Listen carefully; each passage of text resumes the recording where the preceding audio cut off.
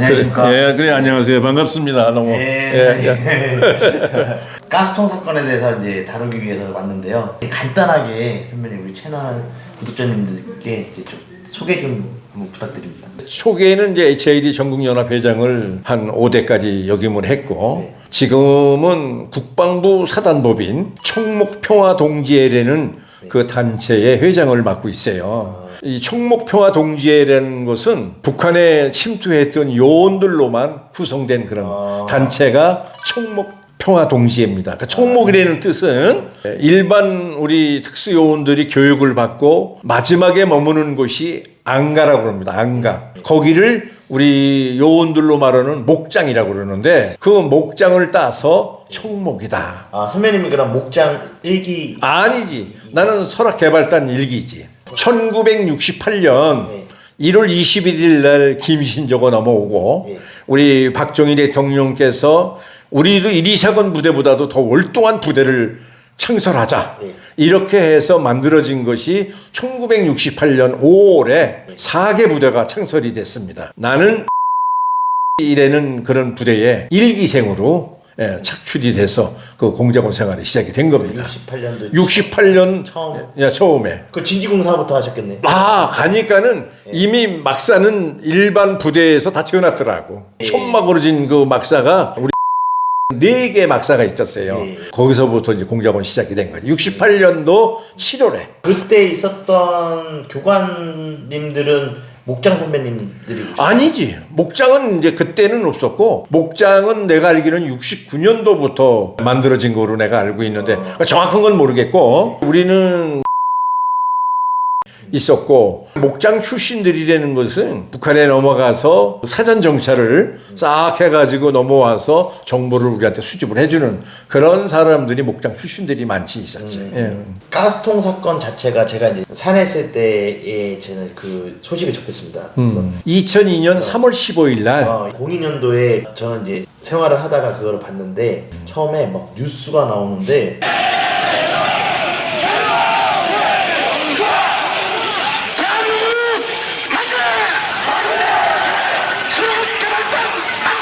가스통 터뜨리고 막 그런 거예요. 근데 갑자기 그 부팀장이 네 다 들어가! 그러는 거예요. TV 보다가 그러면서 나오지 마! 그러는 거예요. 그래서 부팀장만 갑자기 연락을 받더니만 그 뉴스를 보고 있더라고요. 그때 당시 저희들은 이제 눈치를 깠죠. 그 가스통 사건이 MBC 뉴스데스크에 일주일간 연속 방송을 그러죠. 그거로 인해서 나는 기자회견도 했고 그 가스통 집회를 하기 전 밤에 유서를 써놓고 그 집회에 참석을 했어요. 왜냐? 만약에 이 사고가 났을 때는 죽을 수도 있기 때문에 회장으로서 책임 있는 자로서 그렇게 해가지고서는 그 집회를 시작을 한 거예요. 그렇게 목숨까지 버릴 정도로 유서까지 쓰면서 가스통 시위를 한 이유가 좀 있나요? 일단은 왜냐면은 국가에서 약속을 지키지 않았고 처음에 부파 요원이 됐을 때는 많은 그 유혹이 있었다고. 사실은 돈도 뭐 먹고 살 수 있는 거를 다 해주고 직장도 알선해주고 집도 그렇게 해주고 그렇게 한다고 해서 입대를 해서 임무 수행을 했지만 정령 사회 나왔을 때는 10원 한 장 돈을 주지도 않았고 직장도 알선도 안 해줬고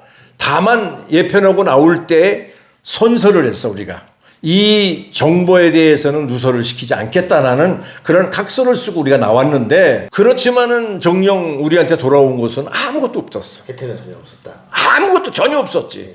다행히 이 광화문 가스통으로 인해서 참 명예회복이 됐고 또 작은 금액이지만 보상이 이루어졌고 또 그 당시 또 그 잘 물려서 실미도라는 그 영화가 제작이 돼서 우리 그 요원에 대한 그 비춰서 그 영화가 상영이 되는 바람에 많은 혜택을 우리가 또 받았지. 여의도 그 국회의사당에서 그 시연을 했어요. 그 시연에 이제 우리가 참석해서 대표로 이제 그 의원들하고 같이 그 시연회를 많이 봤죠. 실미도라는 영화를. 근데 실제로 그걸 봤을 때는 다 상영이 됐는데 일반 극장에는 카트가 많이 됐더라고. 단순히 그러면 돈 때문에 아니 전혀 돈 때문에는 아니고 우리에 대한 명예회복을 하기 위해서. 그러면 명예회복을 왜 하시려고? 왜냐면은 일반 회사에 취업을 해도 그 감시단이라는 그 감시원이 있었다고 우리를. 그 감시원들이 그 회사에 찾아와서 이 사람을 왜 취업을 시켰느냐, 잘하고 있느냐, 여기 이 사람이 여기서 사고 나면은 우린 책임 못 진다는 식으로 얘기를 하니까 어느 사람이 그 사람을 채용하겠냐고. 그러니까 한 달 있다가 아니면 두 달 있다가 다 나오는 거지. 그렇게 나도 취업을 3번이나 했었는데 3번 다 거기서 쫓겨나다시피 해가지고 나오게 된 거라고. 그러니까 명예도 우리가 할 수도 없었고 또 어려움 속에서 나라를 위해서 그렇게 우리가 북파 요원이 됐는데 아무런 혜택도 없고 정부에서는 처음부터 끝까지 약속을 지키지 않았던 거예요. 그래서 그 약속을 지키라고 우리의 명예 회복을 찾기 위해서 우리가 광화문에서 가스통이라는 그런 집회를 열게 됐고 뭐 돈 때문에만은 아니고 저희 부대를 인정을 그때 당시 안 해줬잖아요. 안 해줬지. 네. 감춰져 있었다니까. 네, 그러니까 저희 부대에 대해서 기본적으로 우리 인정해달라. 그렇지. 그거에 그게 대한- 명예회복이거든. 그게 명예회복이지. 그 명예회복을 하기 위해서 우리가 정보사령부나 청와대 민원도 우리가 많이 놓았었고. 그러니까 그전에는 시위하기 전에 명예를 회복하기 위해서 지속적으로 계속 노력한 부분이 좀 있었나요? 그 가스통뿐만 아니라 그 전에도 우리가 보라매 공원 같은 데서 거기서도 우리가 집회를 했었지. 그리고 서울역에서도 했었고 서울역에서 그때 삭발을 해가지고 내가 제1번으로 삭발을 해서 그 당시 김대중 대통령 한강옥이 비서실장한테 우리 대원들이 삭발한 거를 청와대에다가 갖다 우리가 알려줬고 종로에서도 우리가 집회를 했었고. 그럼 무력 시위 전에 평화 시위를 했다는 그렇지. 평화 시위지. 그럼. 평화 시위를 했는데 정부에서 어떤 대답이 좀 오간 게 좀 있었나요? 그런 거는 없었고 결국은 우리가 광화문에 그 가스통 집회를 함으로써 그 계기로 해서 청와대에서 이제 우리한테 소식이 오기를 그때서야 이제 정보사령부에서도 우리한테 찾아와라. 그래서 그 사람들하고 여러 차례 정보사령부 안에 들어가서 명예회복에 대해서 우리가 얘기를 했지. 어떻게 보면 평화 시위에는 이슈가 안 됐기 때문에 전혀 안 됐지. 전혀 안 됐기 때문에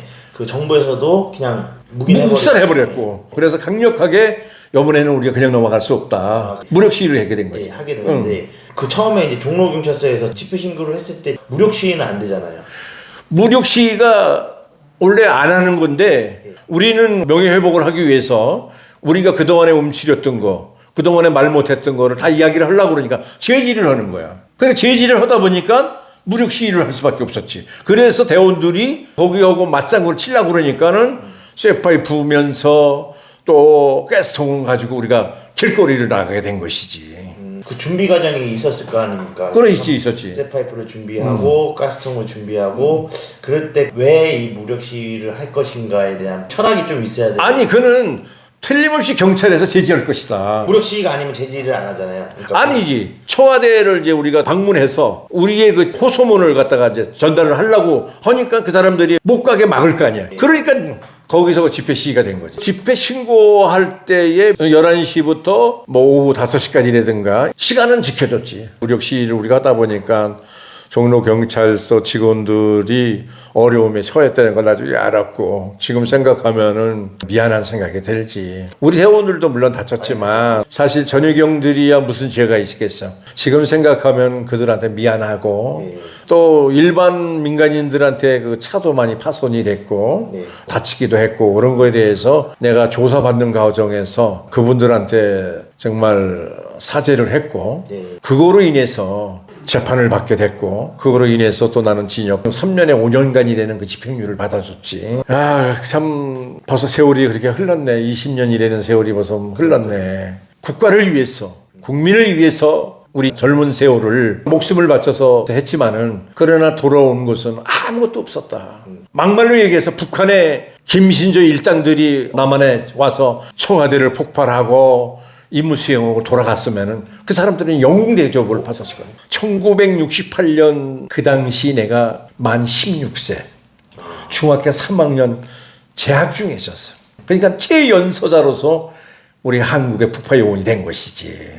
선배님 그러면 어디서 차출이? 나는 저기 그 당시 불광동에 형님이 체육관을 하셔가지고 태권도를 어렸을 때부터 운동을 했는데 중학교 3학년 때 그 당시 중앙정보부 물색조원에게 포섭이 돼서 그 HID 되는 그 북파 요원이 됐지만은 연필을 들어야 될 이 손에는 칼을 들고 수류탄을 들고 총을 들었어요. 또 모래 가방을 미고 특수 훈련을 받은 거예요. 인간의 병기가 되기 위해서. 가스통 사건이 지나고 정부에서 어느 정도 협약이 좀 있었을 것 같아요. 정보사령부에서 보상심의위원회가 창설돼서 서초동 그 정보사령부 길 건너편에 사무실을 얻어가지고 일일이 인원들한테 적격 심사에 그 서류를 받아서 일일적으로 보상이 된 거로 내가 알고 있어요. 선배님은 어느 정도? 그 서류상에 보니까는 1억 한 천 얼마인데 뭘 제하고 그래가지고 보니까 8,700인가 나왔다라고. 선배님 임무수행을 그러지. 몇 번? 남한한계선문에서 중앙분계선, 북방한계선을 넘어서 한 3번 정도 침투를 했지. 그럼 임무수행 가셨던 분들은 무슨 임무 보상비가 한 2천만 원이 더 많았던 거지. 2천, 그게- 그래서 1억 얼마가 된 거예요. 원래 다른 사람들은 7천 얼마씩 받았어. 그러면 어떻게 보면 이게 68년도에 월급으로 치면 월급이 한 만약에 2만 원이라고 측정을 한번 해볼게요. 그러면 2018 2008년도의 물가 가치로 봤을 때 8,700만 원을 만약에 물가 가치라고 인정하더라도 복리로 이자를 계산하거든요.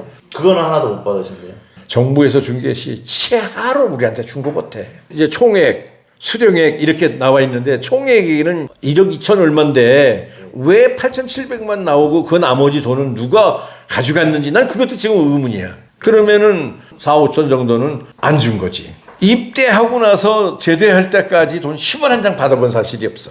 그때 내가 알기로는 서울 시내에서 웬만큼 좋은 집은 한 300만 원이나 한 200만 원이면 살 거라는. 그러면 지금은 그런 집들이 뭐 10억 이상 가는데. 그렇죠. 이게 어떻게 보면 보상이라는 거는요. 나라를 위해서 희생했던 사람들이 나라가 이제 보상을 해준다는 개념이에요, 사실은. 근데 보상이라는 개념이 아니고 월급보다도 더 못한 거지. 왜냐면 우리 그 당시는 생명수당도 있었고 그렇죠. 특별수당이라는 게 있잖아. 네. 그런 게 일체 안 받았어. 월급을 받아서 또박또박 받아서 그 돈이 한 푼도 안 쓰고 쌓아놨다 그러면 엄청 크지. 그런데 그것도 퇴사 후에 2002년도 가스통이 되고 나부터 정보사령부에서 돈을 준 거니까 몇십 년을 그렇게 있었던 거지. 아이, 알겠습니다. 그리고 선배님 이제 좀 마지막으로 좀 한마디. 우리 HID 북파 요원들이 하나가 됐으면 좋겠다. 한 단체가 돼서 한 목소리를 냈으면 좋겠다. 내 바람은 그거예요. 광화문의 그 가스통에 그 주역들이 있기 때문에 오늘날 우리 HID 요원들이 명예회복도 될 수 있었던 거거든. 근데 정녕 그날 가스통에 집회를 했었던 그 요원들은 그 순환과 고통 속에서 있었던 그렇게 어려움을 겪었던 그 대원들은 지금 아무런 혜택을 받고 있는 사람이 별로 없더라고. 정말 선배들을 깍듯이 모시고 그런 선배들을 통해서 하나가 됐으면 좋겠다 하는 것을 정말 마지막으로 내 바람은 그거예요. 정말 똘똘 뭉쳐서 국가와 민족을 위해서 봉사하고 희생하는 이런 HID 후배들이 됐으면 좋겠다 하는 것을 이야기하고 싶어요. 아, 예, 알겠습니다. 오늘 시간 내주셔서 감사합니다. 네, 감사합니다. 네, 감사해요. 예. 자, 악수 한번 합시다. 아, 그